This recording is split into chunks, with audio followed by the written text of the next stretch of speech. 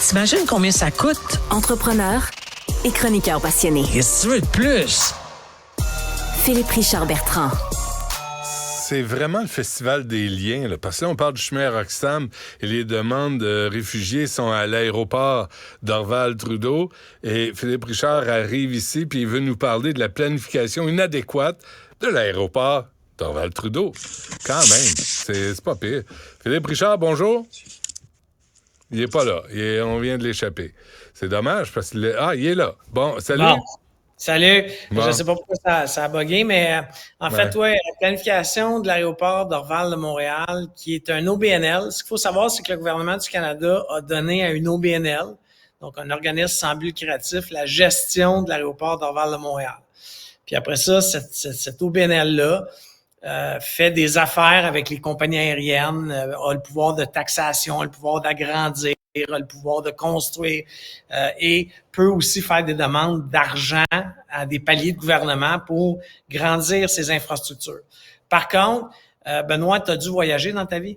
Je pense, bon, peu importe la destination. C'est arrivé, ouais. C'est-tu désagréable, d'après toi, d'arriver à Dorval? C'est l'enfer. Depuis l'enfer. Toujours. L'enfer. Non, mais ça s'est jamais amélioré. Se stationner, combien ça coûte se stationner? Sais-tu quoi, les dernières fois, je suis allé à Plattsburgh. 35 $ par jour, se stationner. J'étais allé à New York, moi, en fin de semaine. 35 $ pour se stationner. Puis tu comprends qu'avec là, ils construisent, ils font de la construction. C'est perpétuellement en rénovation comme aéroport. Moi, je voyage depuis que j'ai 15 ans, j'ai 47 ans. Et honnêtement, la seule belle expérience que je me rappelle, c'était à Mirabel. OK? Oui, je suis d'accord, c'était loin. C'était loin en chien. Moi, j'habitais sur la rive sud avec mes parents. Aller à Mirabel, c'était loin, s'il vous plaît. Mais tu avais une expérience agréable. Là, honnêtement, là, c'est chaotique c'est chaotique partir et arriver. Alors, moi, je me demande pourquoi que le gouvernement ne reprend pas ça? Ça donne rien de laisser ça à une entreprise semi-privée, au BNL, etc. Puis après ça, qui vient qui se permet de critiquer les autres aéroports. Là, ils sont en beau fusil contre les plans d'agrandissement de l'aéroport Saint-Hubert.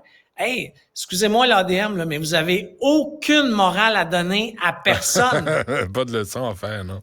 Honnêtement, là, mettez-vous des œillères de chevaux de course. Faites juste regarder vos propres installations. Là, mais est-ce que Dorval, c'est encore le lieu pour un aéroport qui est grandissante sans arrêt? Là?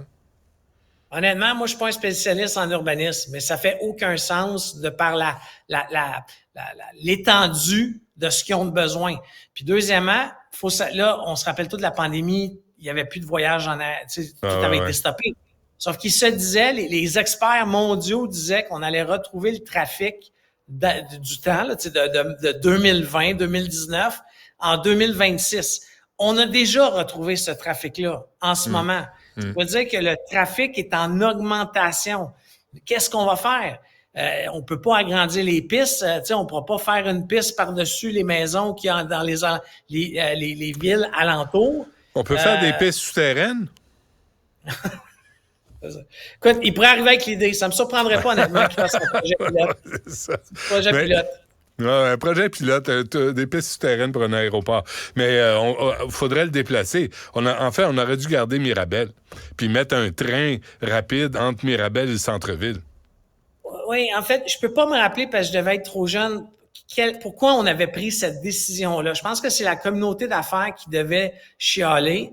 Mais en ce moment, honnêtement, ça te prend autant de temps. Aller à Dorval en ce moment, c'est 40 minutes pour... Oublions le chemin. Là. Quand tu arrives à la sortie de Dorval, c'est 40 minutes, placer ton auto dans un parking qui est à l'autre bout du monde, attendre l'autobus qui passe une fois de temps en temps. Honnêtement, là, c'est l'expérience la plus désagréable. Puis, Benoît, je suis allé dans des pays... Tu parles pas d'hiver, Philippe. L'hiver, c'est dégueulasse.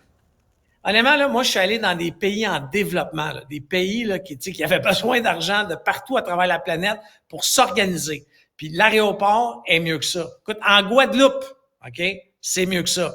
Alors, je sais pas qu'est-ce qu'on peut faire, mais honnêtement, puis je présume qu'il y a des gens compétents qui travaillent là, mais si l'aéroport fait plus, arrêtez de construire puis de mettre de l'argent. Arrivez avec un plan. Faut peut-être l'amener à Sainte-Anne-de-la-Pérade, je sais pas, là, mais honnêtement, ça fonctionne C'est un peu loin. Non, je comprends, mais là, le REM s'en vient, là. Là, dites-le avant qu'on installe un REM. Parce que là, on va installer le REM, on va payer des milliards, puis ils vont fermer l'aéroport. Là, tu dis, Non, mais de toute façon, les études, il y a un article qui est sorti dans le Journal de Montréal. Là. Il y a une étude qui démontre là, qu'il y a une date précise, là, en 2040, je crois, l'aéroport va être trop petit pour le besoin. Alors, c'est tout de suite, 2040, là, Benoît, c'est demain matin. Je le sais. Faut penser à ça maintenant. Je le sais, puis ça s'en vient vite. Bon, ouais, parfait. Écoute, on se laisse là-dessus, puis on se reparle demain. On va essayer de faire ça à l'heure prévue. Pas de problème. Bye. Salut.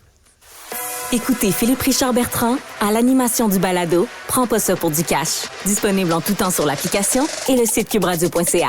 La plateforme audio et vidéo où les contenus francophones sont fièrement en vedette. Du Trizac. Tout ce que vous venez d'entendre est déjà disponible sur l'application Cube ou en ligne au cube.ca.